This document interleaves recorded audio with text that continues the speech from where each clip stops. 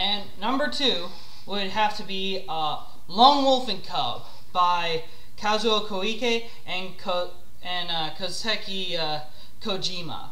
This is the revenge story of Ogami Ito and how he was betrayed by his clan into being sort of a patsy for a political assassination performed by the leader of a ninja Yagyu clan, Yagyu Reshudo. And from then on, he is a constant threat by Retsudo because he's, of course, the only loose end to that assassination. And the only thing standing in the way for Retsudo to usurping the throne from the daimyo. And what follows then is Ogami Ito. He decided he had 2 choices. One, he could kill himself and reserve what little honor he had left in his place as the former shogun assassin, shogun executioner. He was the royal man. He was the royal executioner for any time the daimyo wanted somebody to be beheaded. It was up to him, but furthermore, it was his role to be, above all else, the second of the daimyo. If the daimyo were to want to commit harakiri, it would be his royal obligation to cut off his head after he stabbed himself.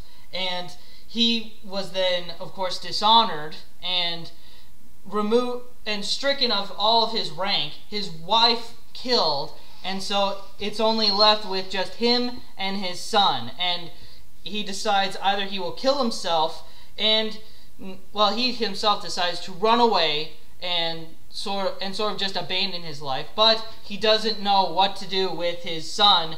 Damn it, what is his son's name? His son's name is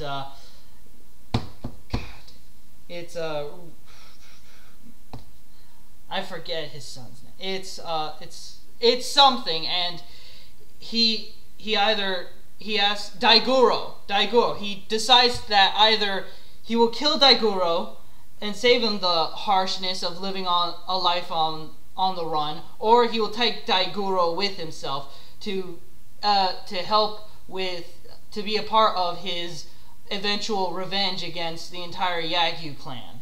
And of course, Daiguro, in his naive, childish way, sort of shows him that he wishes to be on the run with him. And so then they become assassins for hire, known as the Lone Wolf and Cub.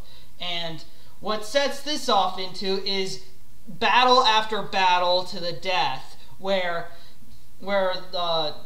Ogami will be hired for something and he'll have to use his samurai fighting style and cunning wit to outsmart his opponent. And there is a very slow build to a great conflict that follows in the later parts of the series, eventually culminating to the eventual final showdown with Yagyu Retsudo.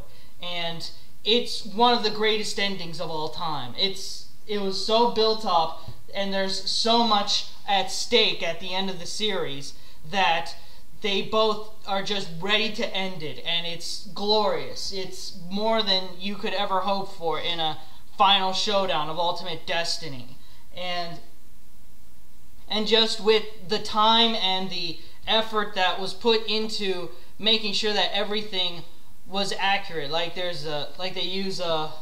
have a glossary at the back of every single volume to explain different things that are going on in the volumes. It's almost like a history textbook in and of itself. They talk about like Catholics being persecuted in feudal Japan. They talk about renovations in technology with various models of musket rifles that were brought over, different cultural things like food that's being prepared, and some of it's a bit on the, some of the fighting is a little on the edge of understanding in how it could be pulled off, but it's still an amazing series. And for $10 for 300 pages each, it's also a steal of a buy, especially because you can find most of it online for dirt cheaper than this. And none of the stray volumes are like spiked up or anything. You can find them all for less than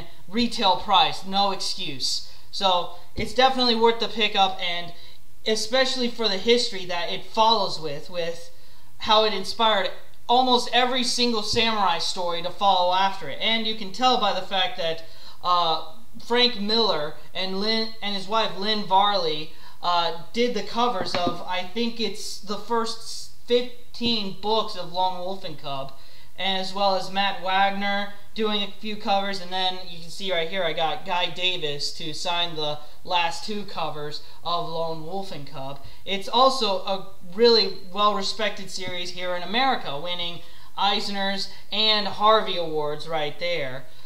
So even if you're not a manga fanatic, Lone Wolf and Cub is a must-get for price and for its legacy and for its storytelling. So that would be my number 2 spot, and you can now see what my number 2 pick would be.